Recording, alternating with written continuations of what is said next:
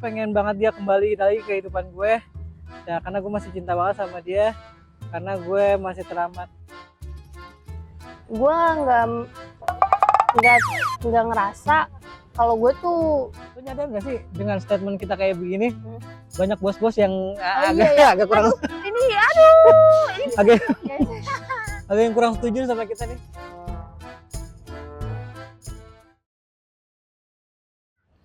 Balik lagi di ngocok, ngobrol apa aja yang penting cocok Mitra Jamaah Ziar. Betul. Hari ini gue bakal ngobrol-ngobrol sambil chill, Yes. sambil ngemil Dinda gitu kan. Nih gue ditemenin sama Dinda Nurdiana guys. Halo, ngocok. Yoi. Ngobrolan apa aja yang Yoi. penting cocok. Bener. Betul. Walaupun agak menyengat nih mataharinya, tapi Iya, kita betul. chill gitu. Masih banyak angin-angin juga gitu Magic sore hari. hour ya. Yoi. Jam-jam chill gitu kan. Din, Ya, betul. Oi, hari ini kita, lo masih Gen Z apa sih? Apa udah milenial sih? masih Gen Z sih. Kak. Masih Gen Z lo Iya, ya? betul. Gen Z kan identik sama yang namanya Apa? mental health lah, cringe ya, manja lah, Trust issue. trust issue. Lo sendiri sebagai Gen Z setuju nggak sama statementnya itu? Kalau gue sih mungkin tergantung pribadinya masing-masing ya. Kayaknya tuh nggak harus Gen Z juga nggak sih Kak yang harus mengklaim mental health dan trust issue gitu.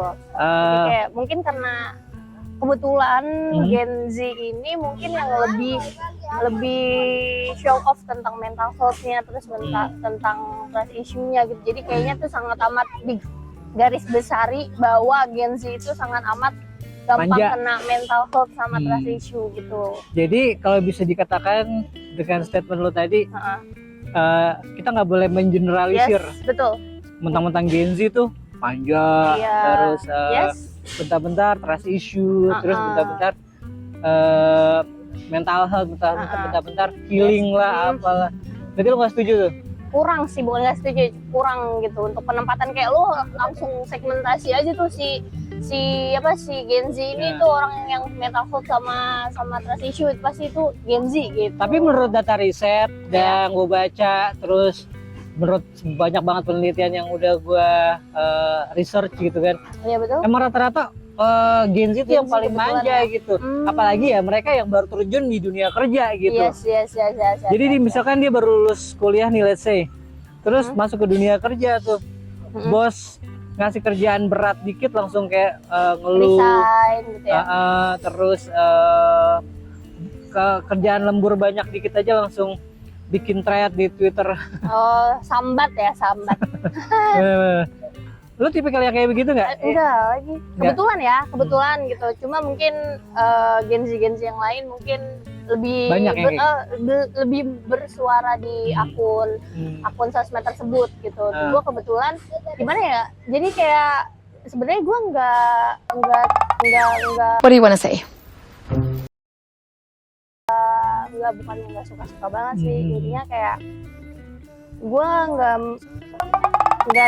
nggak ngerasa kalau gue tuh ya gue Gen Z gitu, tapi kayak gue ngerasa gue nggak punya sifat atau sikap Karakteristik lo nggak? Ya nggak kayak gitu loh. Jadi kayak gue susah gitu loh. Cuman mungkin ya kalau kayak di sosmed atau di dunia kerja mungkin Gen Z ini lebih lantang bersuara gitu ya mungkin ya. Jadi kayaknya berani di itunya gitu.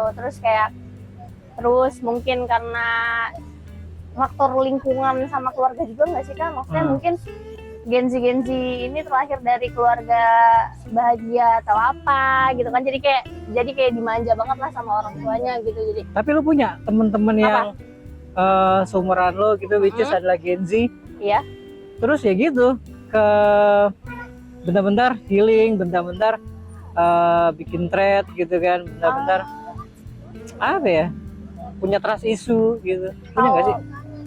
Kalau untuk seumuran gue ya, kalau untuk seumuran gue sih kebetulan nggak ada. Nah tapi kalau yang di bawah-bawah gue ini gue ngerasain sih emang ada agak sedikit kayak dia tuh mengklaim diri gue tuh punya trust issue gitu, gue tuh ada mental health gitu. Jadi kayak misalkan kayak dia nggak diajak main nih gitu, terus abis itu kayak dia langsung ngerasa paling tersakiti itu ada gitu. Dan tapi itu di bawah gue gitu, nggak yang seangkatan gue gitu kak. Gitu. Tapi to be honest ya, jujur, gue kan sering banget bikin ngecengin Gen Z gitu ya di sosial media. Stop bullying me. I don't like bullies. Gue sering banget ngomongin sama temen-temen tongkrongan gue tuh kalau misalnya Gen Z tuh katro, Gen Z tuh sebenarnya gue tuh justru setujunya sama Gen Z. Gen Z, kenapa tuh? Kenapa gue setuju sama Gen Z? Gue pro sama Gen Z karena menurut gue Gen Z tuh paling kritis dalam menyuarakan apa yang dia rasa. Bener. Kayak ada misalkan kerjaan emang yang seharusnya udah dia selesaikan gitu. Terus bosnya ada tambahan lagi. Gitu. Terus dia ngerasa kayak bos gue begini banget sih,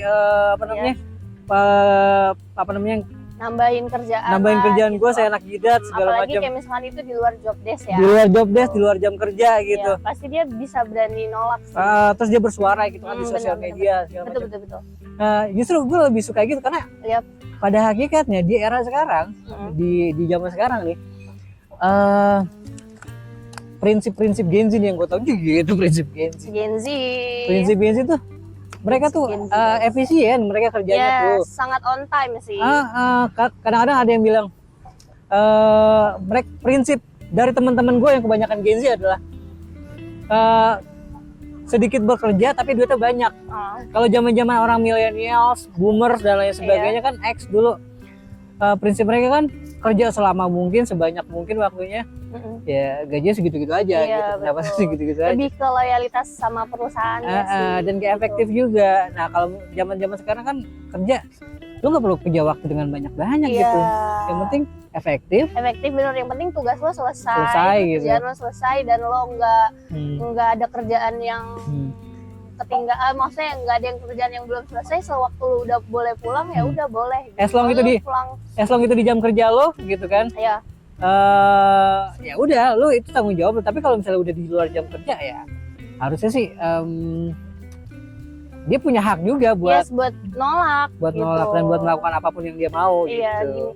Nah itu sih gue pengen, bisa nggak ya sih maksudnya orang-orang tuh menormalisasikan di luar jam kantor atau jam kerja itu nggak ada obrolan tentang kerjaan atau kayak ya mungkin kalau urgent sih it's okay gitu ya. Kalau misalkan kayak sampai harus udah lewat jam kerja tapi masih intinya kayak lo harus ngerjain hari itu gitu. Lo nyadar nggak sih dengan statement kita kayak begini banyak bos-bos yang agak kurang ini bisa agak yang kurang setuju sama kita nih. Tapi maksudnya itu kan pendapat aku ya. Maksudnya kan pure opinion ya namanya karyawan mau nggak mau pasti tetap harus ngikutin peraturan perusahaannya dong. Dan gitu. Jadi kayak ya namanya karyawan ya kalau lu masih betah dan masih butuh kerjaan ya pasti manut-manut aja gitu. Cuma kan ini kayak isi hati seorang karyawan gitu. Apa namanya? Karena gue juga pernah beberapa kali baca artikel gitu ya. Di beberapa negara maju gitu ya. Ya kita kan masih berkembang ya. Iya betul. Bahkan mereka tuh menerapkan pola kerja efektif gitu ya. Benar. Yang pemotongan jam kerja yang tadinya 8 jam jadi 6 jam kerja, jadi bahkan ada yang 4 jam kerja gitu di beberapa negara gitu. Iya betul. Pendapat lu gimana? Itu menurut gue sangat bagus sih karena kan kayak bagus buat seseorang karyawan kayak kita ya. Buat orang karyawan gitu kan, apalagi kayak maksudnya misalkan kayak kita masih untung nih yang kerja di Bekasi, apalagi yang rumahnya di Bekasi, maksudnya nggak terlalu menguras emosi tenaga gitu, apalagi waktu juga gitu, nggak harus yang bermacet-macetan, nggak harus lu naik transportasi umum yang harus berdesak-desakan gitu ya. Jadi kayak buat pekerja yang di Bekasi apalagi yang di Jakarta gitu itu sangat efektif sih menurut gue. Kayak lo dengan menerapkan 2 jam tidur siang lah atau gimana atau berapa gitu sangat efektif. Gue yakin kalau misalkan lebih fokus lah ya gitu. Gue sih percaya dan yakin kalau misalnya sistem kerja kayak gitu diterapkan ke negara-negara berkembang kayak negara maju kan udah pada menjalankan udah itu. dia udah do it ya, Nah, udah ngelakuin. gue sih yakin buat negara berkembang kayak kita nih, sistem kayak begitu kalau diterapin, karyawannya juga pasti akan lebih loyal, Yes, benar. akan lebih produktif lagi, Akan lebih fokus lagi ngerjain kerjaan dia gitu. dan nggak ada thread-thread lagi tuh di Twitter. Yes, benar. Terus kayak nggak ngerasa takut loh besok gua harus masuk kerja sih, itu yang paling penting. Iya. Karena tuh dari yang sosmed yang gua pantau dan gua lihat ya, ada orang kekhawatiran tuh kayak aduh besok udah masuk kerja lagi Iya. gitu. Jadi kan berarti kayak wah ada apaan nih di tempat kerjanya, kenapa kayak lu masuk kerja tapi kok lu kayak beban banget gitu. Apalagi kalau misalnya udah week kalau Sabtu oke nih, kalau Oke. udah hari Minggu nih Iya, pasti banyak banget lu ngeliat di Twitter tweet-tweet, guys ingat besok udah Senin. Senin gitu. Kayak intinya kayak lu masuk kerja tuh bukan hal yang lu tunggu gitu. Jadi kayak bisa nggak sih kita buat sistem kerja yang kita masuk kerja tuh happy, Nyaman gitu ya. nyaman gitu. Oke lah, kerja namanya pressure di tempat kerja itu wajar ya. Yap.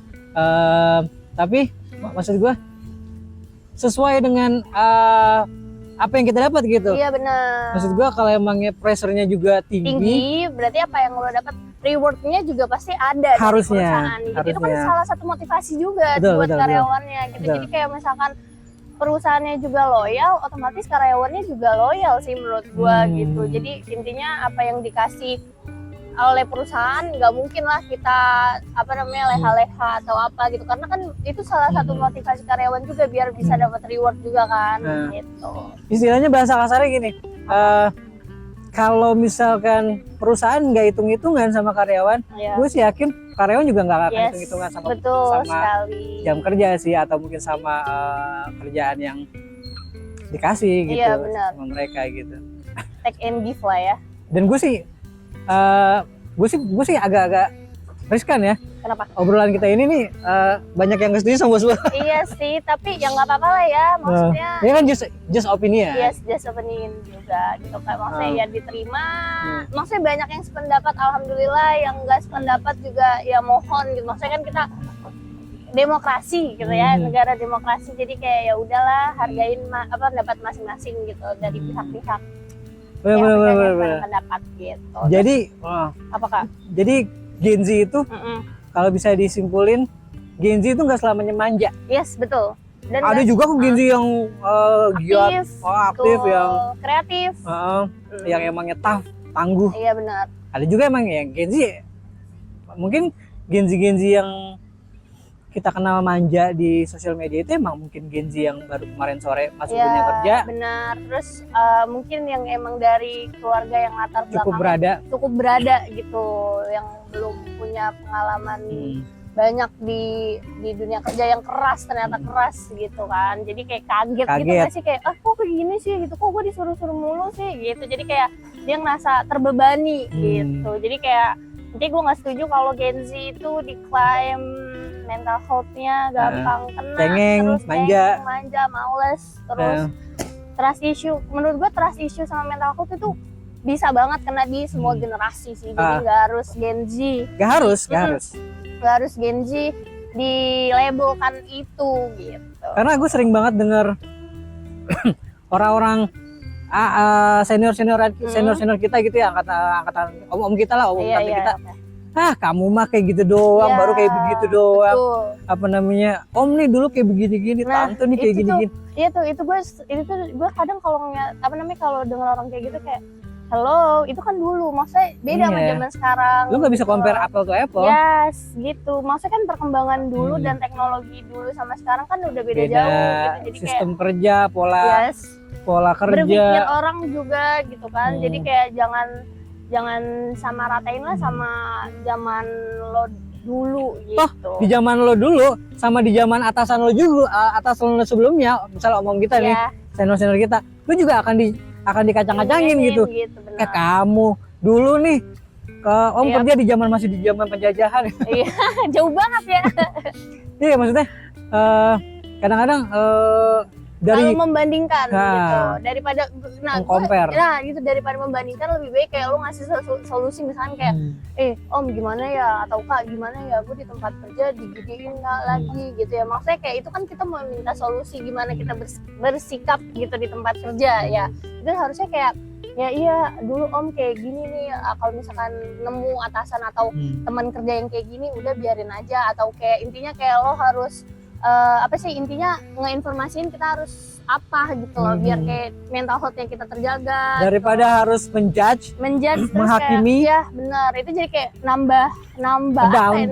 down benar gitu, jadi kayak makin nggak semangat karena kayak padahal kan gue minta saran tapi kok malah diginiin ya gitu, jadi kayak kesannya kayak kita tuh kayak lu baru segitu aja udah ngeluh gitu.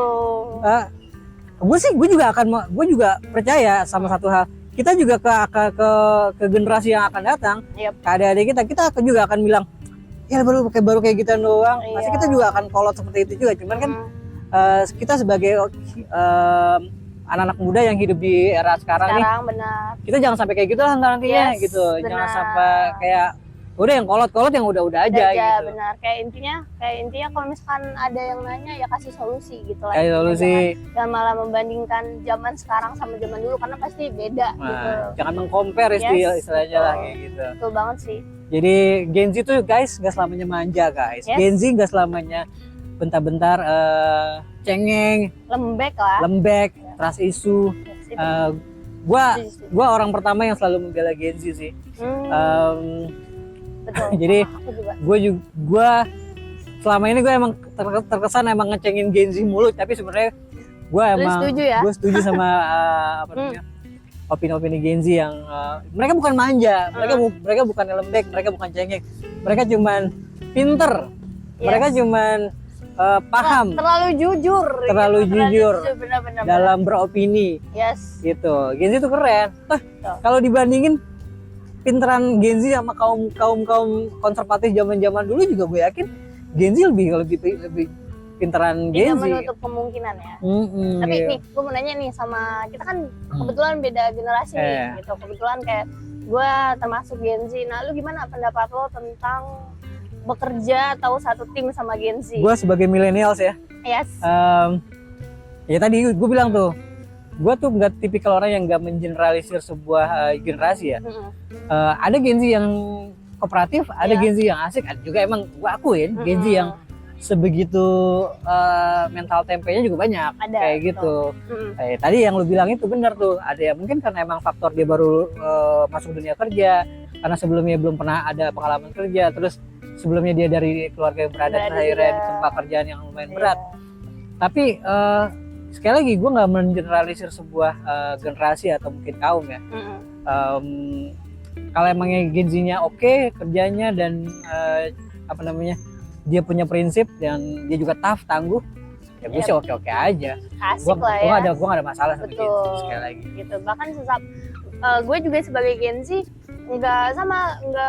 maksudnya gue tidak memilih-milih lah harus tempat kerjanya harus Gen Z semua gitu. Justru gue lebih bermasalah sama kaum di angkatan gue, generasi X sama generasi boomers.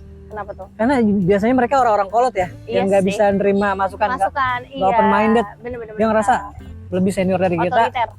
Dia ngerasa lebih senior, terus ngerasa dia yang paling benar gitu. Padahal, come on man, kayak gitu. Iya benar-benar. Kayak nggak nerima masukan gitu ya, takutnya jadi tersinggung atau gimana. Ujung-ujungnya kita menghindari perdebatan karena apa? Karena ya udahlah, karena yang gue yakin adalah berdebat sama orang yang jauh lebih tua atau lebih senior itu cuma buang-buang waktu. Iya, dan kita akan tetap terlihat salah aja lah. Jadi kayak pasti kan dia ngeklaim, lu baru lahir kemarin aja, gue udah duluan gitu. Pasti pengalamannya gue duluan yang banyak gitu. Betul. Paling gitu aja obrolan kita nih, guys, soal Gen Z, soal mental tempe, soal mental health, trust issue, dan lain sebagainya. Jadi moga-moga obrolan kita ini bisa sedikit ngasih benar juga ya. Dan semoga yang tidak berpendapat kami mohon maaf karena opini pribadi ya. Ini cuma opini pribadi gitu. Gua sama Dinda. Jadi ya semua orang berhak beropini guys. Yes, betul. Gitu. Karena kita Negara demokrasi. Karena kita hidup di era yang siapapun bisa Beropini. beropini dan bersuara Ya, gitu. selagi itu tidak menyinggung ras Yap. apapun itu kayaknya silakan bersuara. Alright, kayak gitu. Jadi obrolan kita hari ini gitu aja guys. Thank you banget udah nonton kita di Ngocok, ngobrol apa aja yang penting cocok sama Dinda di sore hari ini.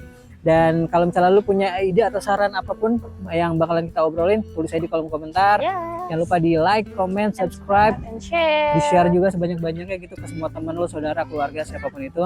Sampai ketemu lagi maksudnya di Ngocok, ngobrol apa aja yang penting cocok di episode-episode berikutnya. Selanjutnya. So, bye. Bye-bye.